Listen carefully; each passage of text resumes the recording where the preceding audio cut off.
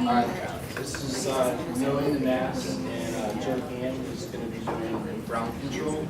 If you've seen the movie with Kiefer Sutherland called Ground Control, you may not need to watch this presentation because it's completely 100%. But anyways, here's Joe Gann. Never seen the ground control. Thanks, Kevin. Like Kevin said, my name is Joe Gann. I'm the North Team Office Dom Manager for the Quality Control Group. Worked ground control in Charlotte Tower. Worked in a couple of other air traffic facilities as well.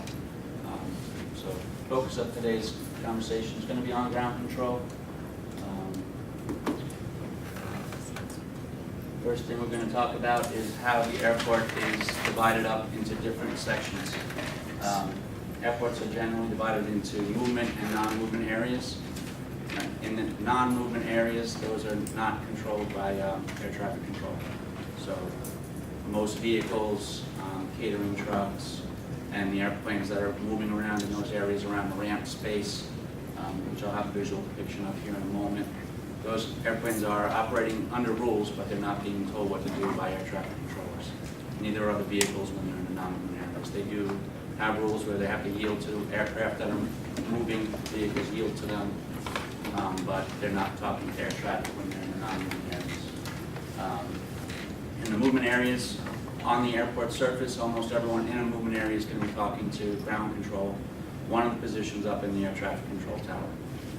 That some or most of the larger hub airports, they have what's called ramp control, where aircraft are in what's considered ramp space, and they talk to ramp control to get pushed back off the gate and usually get moved to a spot in the ramp where they switch over to ground control, and ground control takes over from there. I'll have a picture of that in a moment also. So as I just said, ramp control is not a federal function. It's usually like at Atlanta, just as an example, Atlanta's a Delta hub. Delta is who employs ramp control at Atlanta Airport. I think they used to. Same thing when I was at Charlotte, US Air was their hub. US Air ran ramp control. Local control is another position that's in the tower that we're not going to talk about today very much, but a little bit. Basically, any aircraft that's within 5 miles of the airport, either on approach or on departure, or on the runway, is going to be talking to local control. So local control owns the airspace around the tower, usually a 5-mile ring. That's local control, and then all the airplanes that are on the runway, until they exit, they're on local control. So there are times when an airplane will be taxiing around the runway and needs to cross over, taxiing around the airport, and they need to cross over an active runway. So ground control will coordinate with local control for use of that piece of the runway so they can get the airplane across and over for whatever. There's a lot of reasons why they would need to cross an active runway. Usually it's to get it lined up in a departure sequence because they've come from the other side of the airport. You need to cross over and get in a line, which we'll talk more about sequencing in a few minutes. There's also another position in the tower I'm just going to touch on briefly called clearance delivery. Basically, they get the airplanes the right route that the airplane will fly to wherever their destination is. So if there's a reroute in effect for New York area airports, which happens a lot in the summertime for the weather, clearance delivery will get in touch with the pilots while they're still at the gate, and they'll reissue their route that usually they change it from what they thought they were going to fly. They reissue them a new route. And that all rolls into the sequencing part, which is a major responsibility of ground control. That's just a very brief touch on the other positions. I can do a presentation for, not clearance delivery, but I could certainly do a presentation about local. But we're just going to talk about ground control. If anybody has any questions as I'm going along, feel free to ask them, or you can hold them till the end. So this is a whole bunch of bullet points about ground control. Basically, the crux of all this is ground control's responsibility is to get your airplane from either the gate or the edge of the ramp airspace to the edge of the runway, where you talk to local and then you get airborne and go on your way. Or when you land and exit the runway, ground control's responsibility is to get you from the edge of the runway back to the ramp or the gate so you can get off your airplane. They do that in a wide assortment of ways to give the pilots all kinds of instruction. Pilots probably get more instruction when they're talking to ground control than any other time in their phase of flight. Their ground control gives a lot of varied instructions, and it's not usually like a canned clearance that they're normally used to hearing. They get, that if a pilot is not familiar with an airport, they can request something that's called progressive taxi instructions, where the ground controller will give them step-by-step instructions. Taxiway Alpha, turn right on Bravo, continue on to Kilo, turn left. That would be an example of a progressive clearance, whereas a more standardized clearance would be taxi to the gate via Alpha and Bravo, hold short of runway 36 left. And then we'll get more into what hold short of the runway means, and I have a more graphic depictions of that. But all the communication from ground control is, like I said, that the main function is to keep the airplane and the vehicles that are in the movement areas away from one another as best as they can. They do a lot of sequencing, which is a vital part of that. And what I mean by sequencing is, if I'll just use Atlanta again. Atlanta has a departure, a bunch of airplanes getting ready to depart, and 5 of them are going to New York, and 2 are going to Dallas, and 3 are going to Los Angeles. You don't want to put the 5 going to New York all in one row, and then the ones going to Dallas, and then the ones going to Los Angeles. You want to spread them out so that local can just keep launching them when they have to, right at the minimum separation. And then the departure controller can get them on course more quickly if he doesn't have to, or she doesn't have to space them out or fan them out, because they're all going, everybody comes out on a route. So the New York ones want to turn northeast, the Los Angeles ones want to turn west, southwest for Dallas. So if you can fan them out off the runway for departure, it just makes everything a lot smoother once they get in the air. If ground control, for whatever reason, doesn't do that, then usually the sequence will back up on the taxiways, because for New York, locals probably got to give departure 3 minutes. One going to LaGuardia can leave, and then you can't launch another LaGuardia for 3 minutes. But he may have been able to get one off going to Dallas right behind the New York one, and then get the second New York one off. But now they missed a gap, and it backs everything up, especially at a busier airport like Atlanta. It's real easy. Well, Atlanta's not the best example to use because they have a lot of taxiways and it's more of a modern layout. Kennedy is a better example where things can get backed up very quickly because it's older. The taxiways are not laid out in the best way for maximizing their efficiency, and they have no way of fixing it really because it's up against the water and it is the way it is. So ground control, local control, they need to really be in sync with what they're doing. The airplanes need to depart, they need to arrive, and everything needs to be spaced so that they can get out and in the maximum amount of airplanes as they can. Yes, ma'am. For an airport like Atlanta, the size of Atlanta or Dallas, do you have several ground people working ground Yes. control? You would have, well, in Atlanta, I believe they have 4 locals and 4 grounds. Now, that doesn't mean they always have all those positions open. They probably are working with 2 locals, 1 for each side of the runway, maybe 3, and then 2 or 3 grounds. So the airports are usually divided up somehow in half, where the north side is ground control north and the south side ground control south or west or east, depending on the configuration of the airport. Thank you. And the locals would be, you would be standing in the normal tower configuration. Local control will be standing on the outside so they have maximum view of the runways. And then ground control, their ground controller stands next to them. So they can listen to what local's doing while they're trying to set up their sequence. Big part of ground control is being in tune with what local control is doing. So this is, since I've been a controller, every time I meet someone somewhere, this is what they think I do.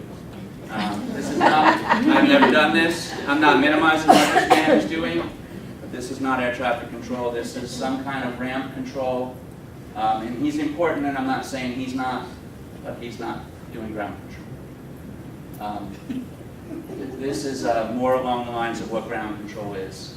Can we get the lights? Yes. So this top picture here, this is JFK at night. You can see there's a lot of lights, and it's a challenge to pick out the right ones that are moving when they call you on the frequency. This is also another airport, I believe it's Dusseldorf. It's just getting dark, and you can see they have very similar issues. They have different equipment than we have. I'm not exactly sure what all that, especially this thing is here in the middle. But I was just using it as an example of what the ground controller looks at when they're looking out the window at night. It makes it challenging. So here's an example of these airplanes are both taxiing to the runway. So this airplane would have been told, hold short of Lima, give way to the British Airways, follow the British Airways taxi to runway 36 left. So the pilots then would look and say, okay, we're looking for a heavy Airbus Speedbird. And they would find the one, see if there's more than one, the ground control would need to specify. Follow the third heavy Speedbird, follow taxi runway 36 left, 8 kilo. So this is an example of a sequence where the ground controller has lined these up, and hopefully, like I had stated earlier, they're going different places. If not, then the local controller is going to have to space them out as he gives the required separation to the TRACON controller. And if the local controller doesn't do it for whatever reason, because towers can get, they only have a finite amount of space on the ground. So there are going to be times when local's just going to say, I know these guys are all going to LaGuardia and I'm supposed to give 3 minutes, but I'm giving a minute and a half because I have to. And then the departure controller will spread them out to give the center the required intrail separation that they have to give. Question. Yes. Can you explain a little bit, haven't been there, like Atlanta, where we have two sides of the airport, two locals, how one side will take, let's say, north and west departure gates, the other side will take the south and the east. They're not sending them 4 different directions off each side of the airport. That's correct. So the way the ramp space is lined up and the way that the ramp at Atlanta is lined up is that all the departures that are going to the north or the east, you're going to board the airplane in that area, and then you're going to taxi out of the ramp space and go to a spot along the taxiways where you'll taxi to the right runway. That happens probably 95% of the time. There are instances where airplanes will need a longer runway, like that heavy Speedbird is going to need the longest runway that Atlanta has to get airborne and get to London on it. It's full of people, it's full of gas, it's full of bags, so it needs the longest runway, and they may park on the wrong side. So rather than make them taxi all the way around the airport to get airborne, they'll taxi them to the closest runway, and then they have to coordinate with the other local to get the other local to stop their traffic. They'll launch, or they'll release the Speedbird, prepare for takeoff, and then he'll turn across the other local's airspace, and then the other local can start launching their traffic again. But most ramps and most airports are designed so that you wind up on the right side and you're on the right runway, so that stopping doesn't need to occur. Yes? Yeah, and that's very important for the when you're talking about the communication between the locals, because we think of a tower down here that you've got locals standing on opposite sides of the tower, but we have airports where there's actually different towers with different groups operating different sides. They got to make a call rather than just look across and ask the guy. Right. I think that Dallas may be one example that has separate towers, but I'm not positive. They are. Okay.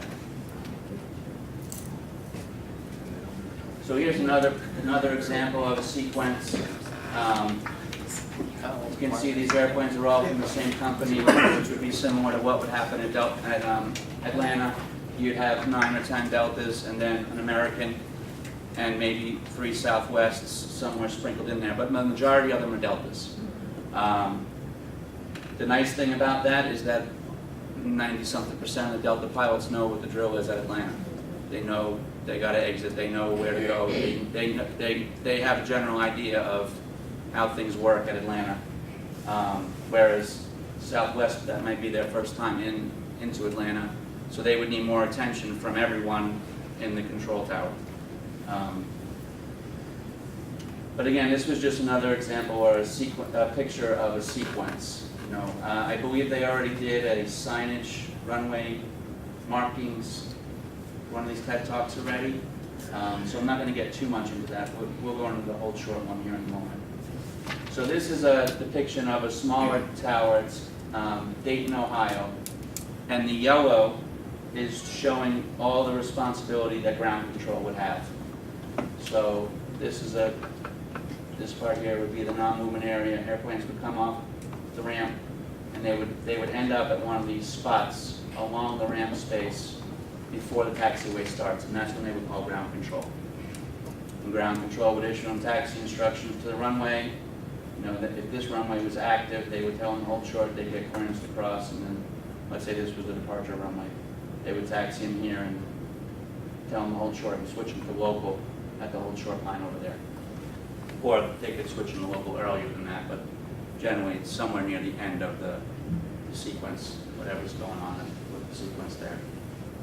So this is the same thing. With the blue is what local control would have control of on the airport surface. So they would be scanning the runways when your airplane calls 5 miles out, Southwest 2020, clear to land, runway 36 left, and while they're giving that clearance, they would be scanning to make sure the runway was clear. Or they would be scanning to make sure they had enough room with the arrival that you're following and your airplane, or any other, that they would be making sure that the runway was not going to be occupied when your airplane was getting ready to touch down. So here's a good airport diagram of a very small airport in West Virginia. The lighter gray in here, this is all ground control movement areas. And at this airport, they don't have ramp control. So ground control would take responsibility for anyone pushing back from a gate. But it's not busy, so this frequency is not going to get overwhelmed by aircraft requesting to push. And there's only one runway, so there's no crossing of the runway, except maybe if an aircraft was over in this area or over here for some reason. It's JFK. You see there's many, many more taxiways that the ground control has responsibility for. There's a lot more non-movement areas. There's a lot more runways. How does ads come into play, or how does control? We're going to get to that. It's okay. It's a big part of ground control. ASD stands for Airport Surface Detection Equipment, and we're going to get to that very soon. So this is an overhead view again of, I believe it's Dayton. So this gives a good indication of airplanes stop here and wait to talk to ground. They make a mess, they wait, and then they go. This would be an example of hold short lines here and here. And you can see that the taxiways have yellow lines so that the airplanes know, okay, I'm on a taxiway, whereas the runways have dashed white lines. So it gives the pilot another indication that they're in the right place when they're taxiing. Along with the other signage and the ground controller watching to make sure, okay, I told you to go out Lima, you went straight across, and now you're about to go on the, you know, you're in the wrong spot. Which does happen occasionally, but it's not a normal occurrence. Okay, so this video is going to show what the pilots see, and in the background, it's not the greatest audio, but you can hear the ground controller continually talking to all the airplanes that are on their frequency, giving hold short instructions, giving airplanes taxi instructions, and you can watch what the pilots see as they're taxiing, and they respond back and forth with the controller. And it's not that long, but it's.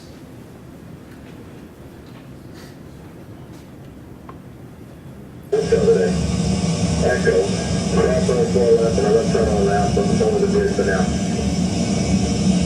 Last Eagle, Hotel Echo, 4 across the left out to 1862. Echo 503, when you guys make the right turn to Echo, we'll turn the taxiway Bravo to deal with that stuff coming off the Cap 26. That would be on short of Bravo. Got it, support the 26, I think, occupied, and go to, Coming off that way. 46 taxi to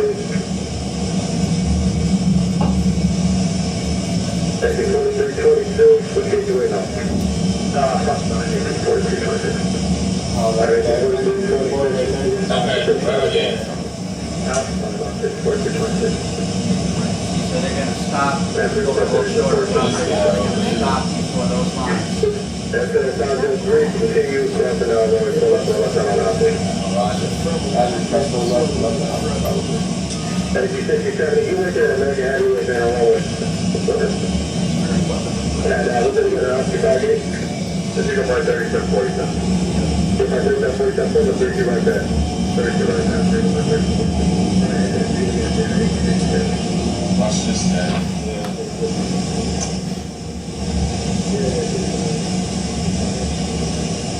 He's the one that missed what's up. He's off.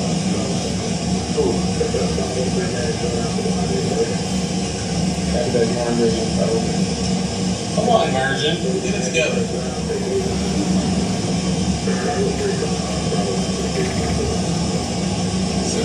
The last clearance from ground control there was the way to the Virgin contact ramp, so they were already stopping for the Virgin because they saw him coming and they didn't know what, they hadn't been told what was happening. So they were waiting for ground control to give them instructions near the end. But that was, you were able to see a little bit, the video's a little bit bouncy, so it's hard to pick out everything. So this is another video, and this is a good example of what can happen when a ground controller loses the picture, or they don't know where a few airplanes are that are calling them, and it can get interesting quickly. JetBlue 707, you're on.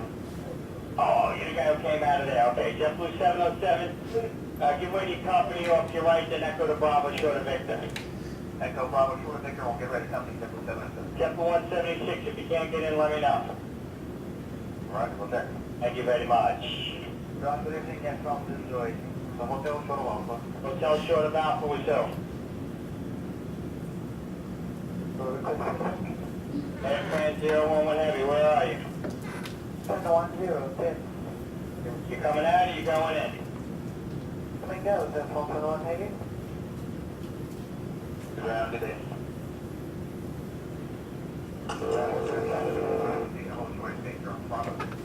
Now, is that airplane 7 Heavy? Airplane 011 Heavy, ready to push. Airplane 011 Heavy. If you want to push in the alleyway, that's call your ramp for that. Okay, come there, airplane 1 Heavy. Ground United States. Is there Canada going to get off of whiskey or do you want us to go on now? Hey, those two JetBlues, can you guys get by Iberia or not yet?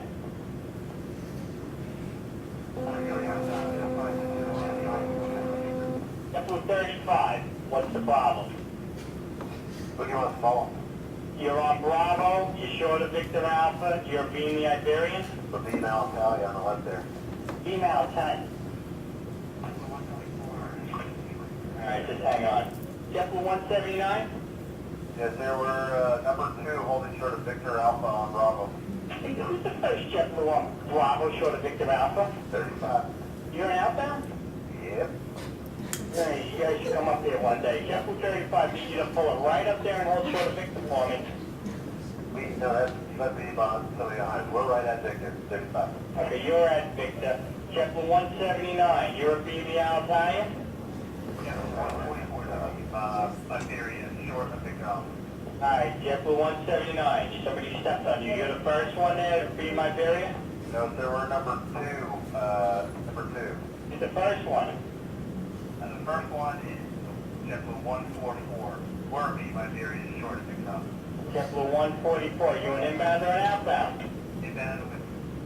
I told you to go where you are? Exactly. I did, okay, so, go down to Victor. You guys should come up here one day, you'd enjoy it, you'd enjoy the show.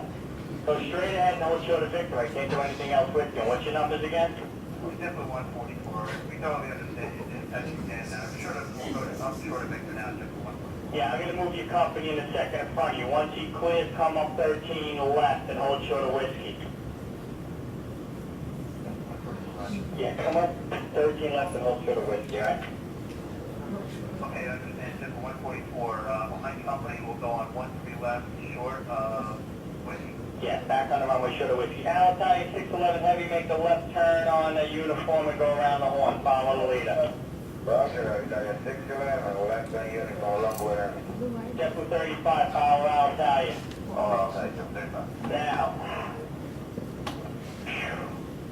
JetBlue 35, just to make sure your Bravo shoulder makes the right.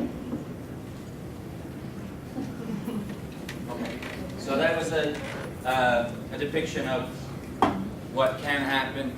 It was many years ago, Kennedy, probably 10, and it was before they had ASDI, like Angela was talking about. So we'll get to ASDI in a moment, but this is the setup that he was probably using these flight progress strips to keep track of the aircraft, which they do still use if ASDI breaks. So he obviously, something happened with his strips. They fell down, they got out of order somehow, and he was trying his best to get the airplanes back in some kind of a sequence so he could get them moved around the airport. A simple thing like that could lead to an hour-long delay while they try to figure out who's where. And yes? Does the ASDI show like the alpha characters out beside it to identify the planes, or Yes. just the icons of the plane? Most of the new ones definitely show the full data block with the call sign. Here's a depiction of ASDI. You see this is the airport layout. You know, the lighter gray ones are the ground control's responsibility, and it shows where they're going, the call sign, and I don't, none of this stuff is probably actually on there, but if it is, I don't know what good it does. But, because it doesn't matter how fast the airplane's taxiing on the ground to anyone, really. And this is an ASDI replay when it's dark out. This is JFK.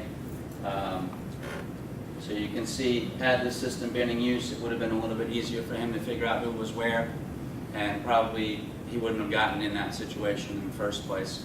But I'm sure it still does happen even with ASDI. This is a very short clip of what ASDI looks like at Atlanta when it's in motion. There's no sound.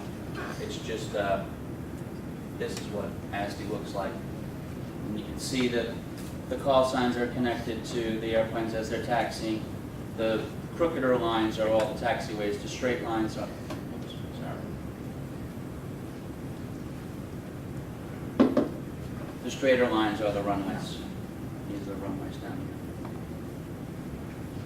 And that's what ASDI would look like to the controller, the ground controller.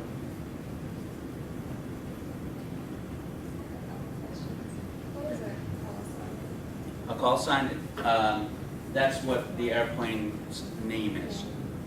So every flight has a different name, and that's how the pilots would communicate back and forth with the pilots in the tower. DAL, is that like a certain airline? Yeah, DAL is Delta, and then it's followed by 2 or 4 numbers. Is that the same as the flight number that's printed out on, for example, your boarding pass? Usually yes, but not. Sometimes they change it for air traffic reasons. They may have a Delta 2127 that got delayed in Honolulu, and it's now still en route, and you're on Delta 2127 leaving Atlanta. So they'll change it in the system for air traffic so that the flight plans don't cancel each other out, or a controller in Atlanta sees there's a Delta going to Houston and they take the flight plan out. So they try to not have duplicate flight plans in the system at the same time, or duplicate call signs, I should say. What common equipment, FAA common equipment, are the pilots talking this week?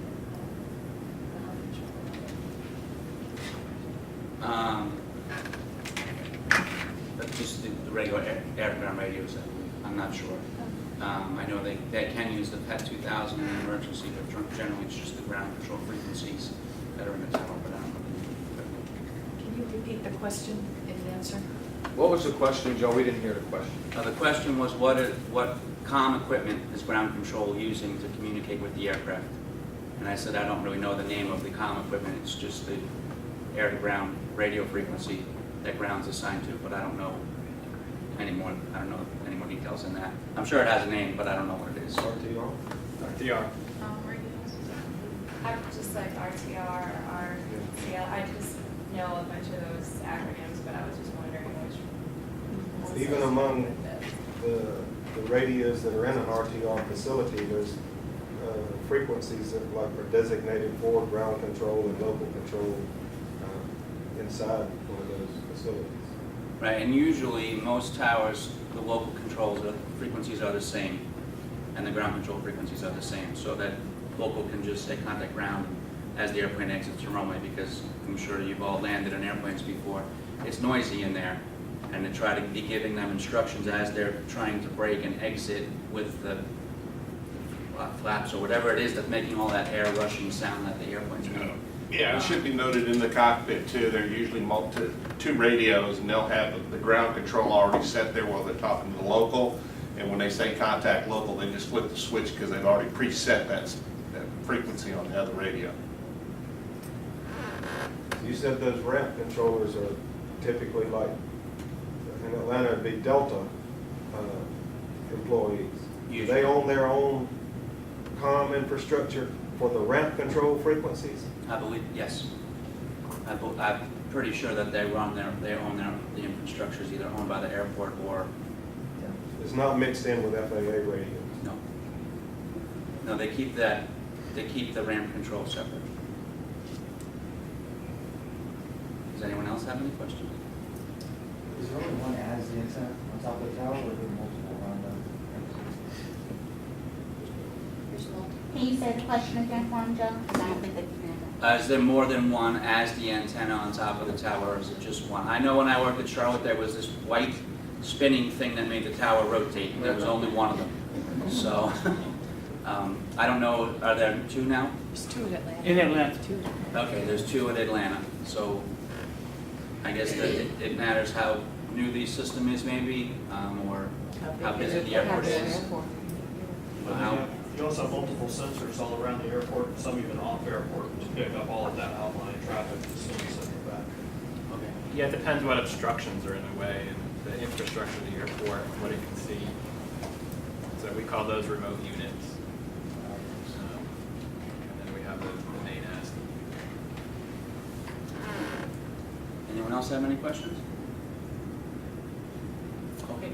Thank you all very much for coming. I appreciate it. Thank you.